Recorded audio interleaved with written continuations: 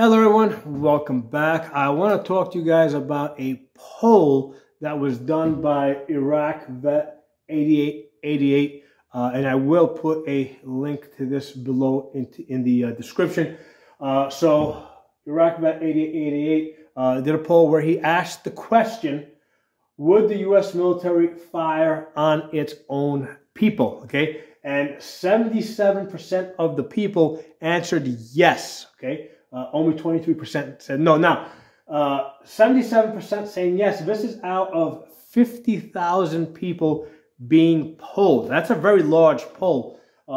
Normally, when a lot of these polls are conducted, they're usually like 1,000 people or 2,000 people, maybe 3,000 people. Okay, this is a very large poll of 50,000 people. Now, granted, the people that participated in this poll were mostly out of the gun community that follows his channel. Okay, I didn't even get a chance to see this poll, so I didn't participate in it. But I think some 300,000 people had seen it and were aware of it, and out of that number, 50,000 participated and 77% said yes. Okay, so I wanna talk about this today, and I want to expand upon it. And like I said, I'm gonna put a link below to his video in the description so you guys can see it for yourselves and hear his words on it.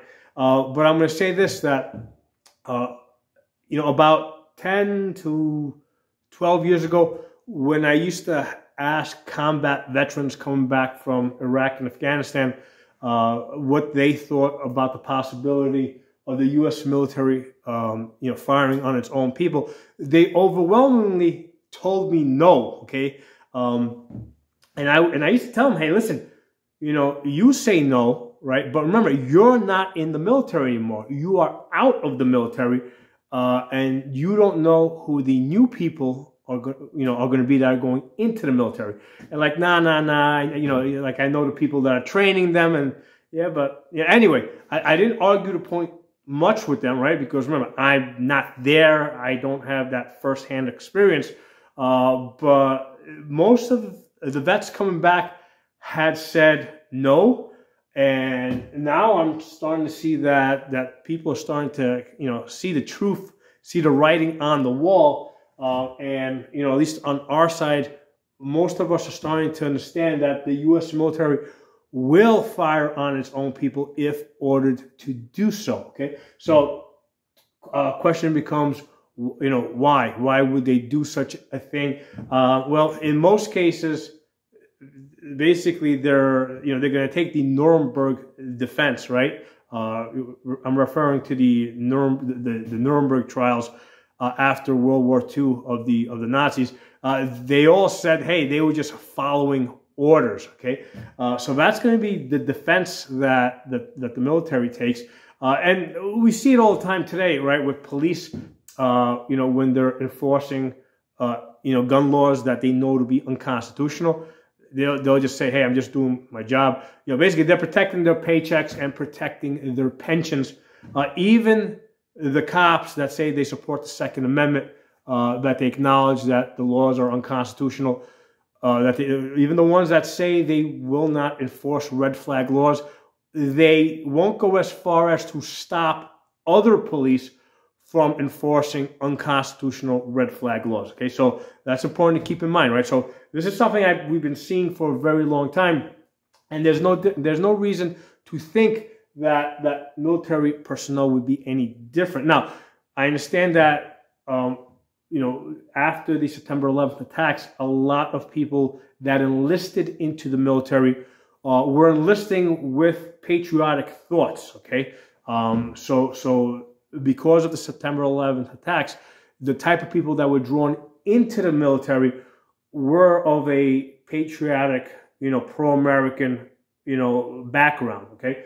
But all those people are now out of the military. So we have to ask ourselves, since those people are out of the military, who are the new people that are going into the military?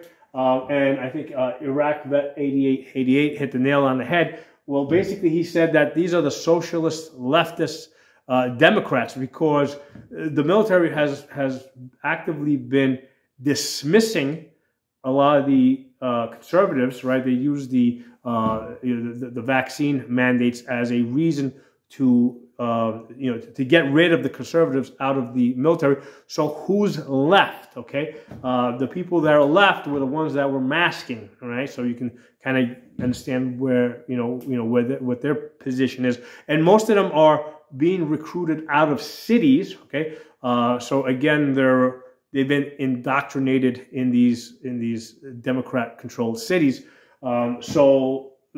Today's military personnel is very different from the military personnel of 10 and 12 and 15 years ago. Okay.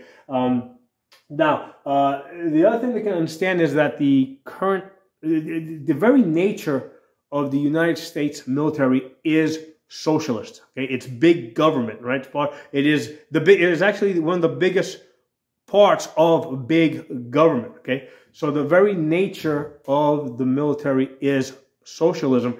The capitalist version of a military would be one that's based on militia and mercenary service. Okay, so that's really what the founding fathers of this country envisioned. They envisioned a military that was based on militia, and we can see it and that includes even the Navy, right? Because if you look in the Constitution, one of the powers that Congress has is to issue letters of marque. Okay, letters of marque is when Congress authorizes private individuals to use their privately owned warships, okay, to conduct piracy at sea against enemies of the United States. Okay, so even in the original concept of this country, even the Navy was supposed to be structured along capitalist lines, in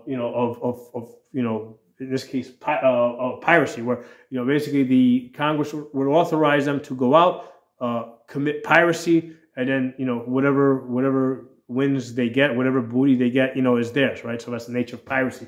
So that's the difference. So today's military is socialist, right, in its very nature, and from its inception, right, versus a military, if it's based on militia and mercenary service, that would be capitalist. Okay. So I'm going to go a step beyond it. Of the, now that I have kind of established that the bulk majority of the current enlisted personnel are going to be of a leftist socialist nature, and probably the ones higher up the ladder as well, right? The leadership, because again, that's what's left, right? They got rid of all opposition by now, so everything from the top on down is basically the leftist leaning pro-democrat party. Okay, so what would a civil war look like if it ever came to that, or if they ever basically fired on their own people? It would be extremely brutal. Okay, civil wars are very brutal. One of the things I have said before in other videos is when you have a war between two nations, it's basically the soldiers of one side trying to kill the soldiers of the other side, and in many cases, the soldiers of each side, right, have a mutual respect for the soldiers of the other side. Okay.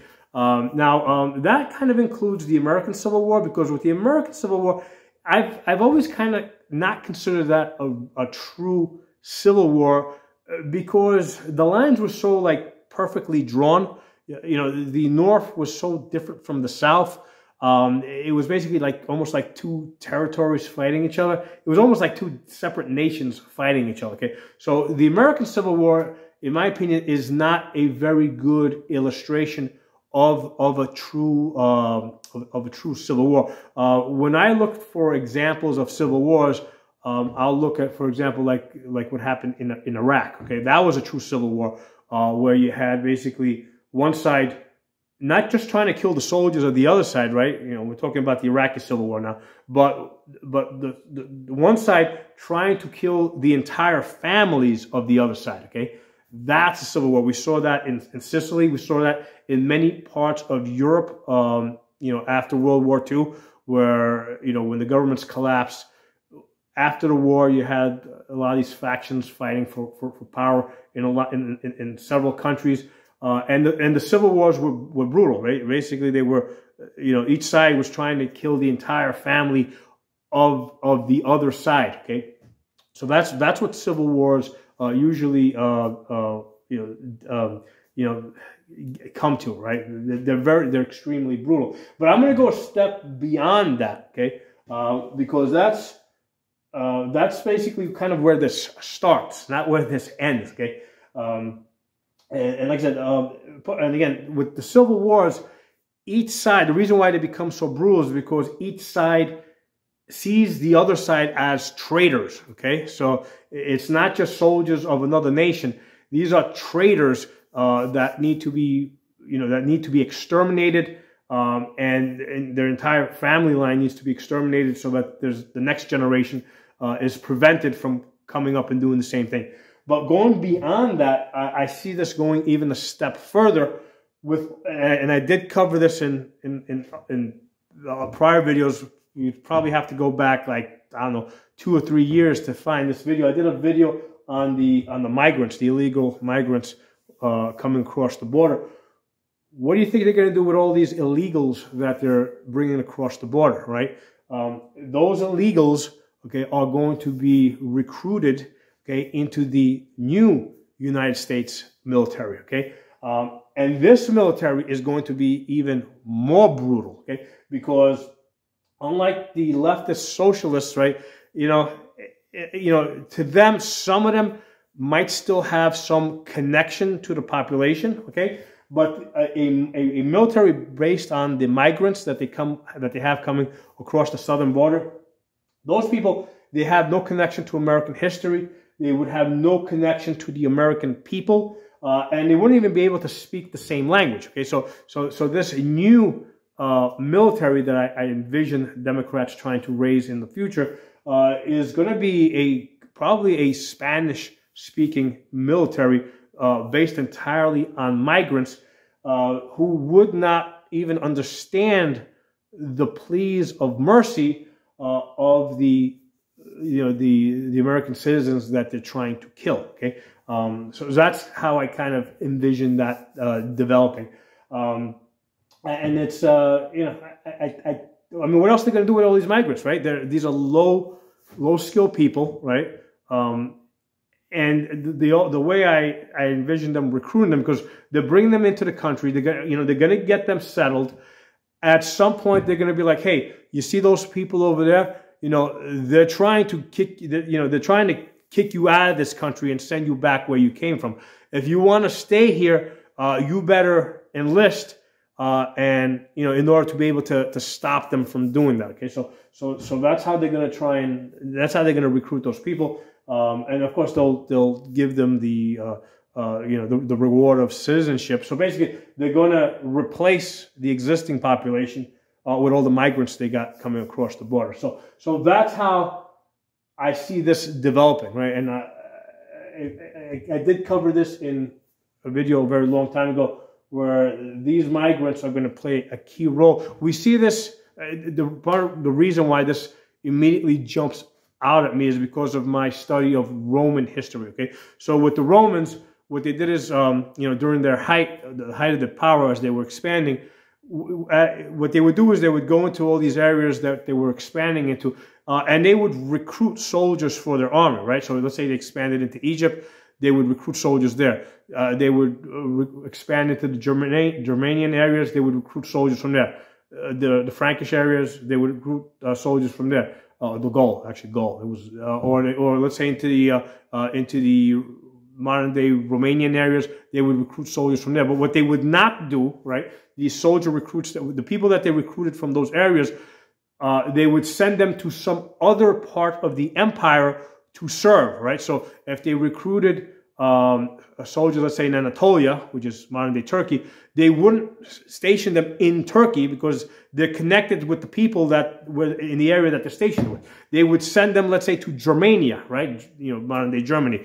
They would send them over there to serve. So they couldn't even communicate. They had no relationship with the people that they were trying to control over there. So if they were given the order to exterminate them, I mean, they would just do it because they were nothing to them, right? They didn't have any connection. So, and the soldiers that they recruited, let's say in the Germanic areas, they would send them to Germany, right? Or the soldiers that they recruited, let's say in Greece, they would send them to Spain. And the guys that they recruited in Spain, they would, or Iberia, they would send over to Greece, okay? So this was a system that worked really well. It's very well established. If you want soldiers to exterminate people, right, you don't recruit soldiers from the same area where the extermination needs to be done, okay? You recruit the soldiers from outside of that area, soldiers that speak a different language, and then you send them to the area where you want exterminating done, okay? So I invite you guys to check out this video from Iraq Vet 8888, and finally, everybody else is starting to catch on with what I was saying some 10, 12 years ago, that absolutely, yes, the U.S. military will kill its own people if ordered to do so. The founding fathers of this country knew this 240 years ago, right? They said that they were against standing armies because they said sooner or later it will be used against its own people, okay? So this is not something new, okay? This is almost inevitable, right? Eventually it will happen. And, I mean, that's kind of the unfortunate direction that we're going into. But one interesting thing that came up, there was a judge in Illinois, Southern Illinois, I think is Judge McGillian, something like that. Anyway, he issued a just yesterday. He issued a I forget what the word is. Basically, an injunction. He issued an injunction against the so-called assault weapons ban in Illinois. Okay, meaning that it prevents Illinois from enforcing its basically anti-AR-15 laws until the case is completely heard. And the only reason why an injunction would be issued is because it is highly likely that the case would be successful. But the interesting thing that he said in his ruling, right, he did mention that he did mention that the purpose of the Second Amendment was to oppose tyranny. Okay, so that's basically the final line, right? That's the final line, and this is from a federal judge. This is the first judge that I have heard say this. I mean, lots of people have been saying it for many years, but this is the first time I have heard a federal judge acknowledge the historical fact that the reason why the founding fathers gave us a right to bear arms, the Second Amendment, is because they had just finished overthrowing a tyranny. So they, and in the process of setting up this new government, right, one of the big concerns that they had was that it would become tyrannical, right? We can see this in the Federalist Papers, in all the discussion that was held at the time as they were going through the ratification process. So we know that the founding fathers, when they were ratifying the Constitution, were very concerned that it might become tyrannical, right? Because of course, they had the recent memory of having just overthrown a tyranny. So it makes sense that they would have they would have given us the Second Amendment for that reason, right? And even though the Bill of Rights was not part of the original draft of the Constitution, many of the states, most of them northern states too, states like New York and New Jersey, as basically a condition of them ratifying the Constitution was that a Bill of Rights with a right to bear arms would be very quickly adopted. Okay, so that's another interesting part of history. So yeah, also you check out this this ruling for, I think it's Judge McGilly, I think, Southern Illinois, a federal judge. But anyway, I hope you guys enjoyed this video. But I'm glad, what I was going to say is I'm glad that other people are finally starting to understand that there is a very high chance that sooner or later, okay, the U.S. military will be used against its own people, right? And they're going to do it by changing the military, right? First, by filling it with socialist leftists. They'll see how far that gets them. Eventually, they're going to fill it with all these migrants coming over the border. What else are they going to do with them? All right. Okay, so that's where I think we are. I'm going to leave this video up, not for too long, right? Because this is the type of video that's going to give me another strike and possibly get my channel shut down. So I'm just going to leave it up long enough for you guys to check out, and give it enough time to get copied over to the alternate platforms, right? So if you want to see this video in the future, you're gonna have to go find it on Rumble, Odyssey, BitChute, HugeTube, Utreon. I'm on all of them. Okay, just look up Safa or Pocono Shooting or Pocono Guns, or look up this one. If you go to those platforms, if you are not sure what the name of my channel is, just look up one of the titles to one of my videos, right? That's like unique to my channel, and that'll help you. That'll bring it up. Okay, so thanks for watching. I'll talk to you all soon.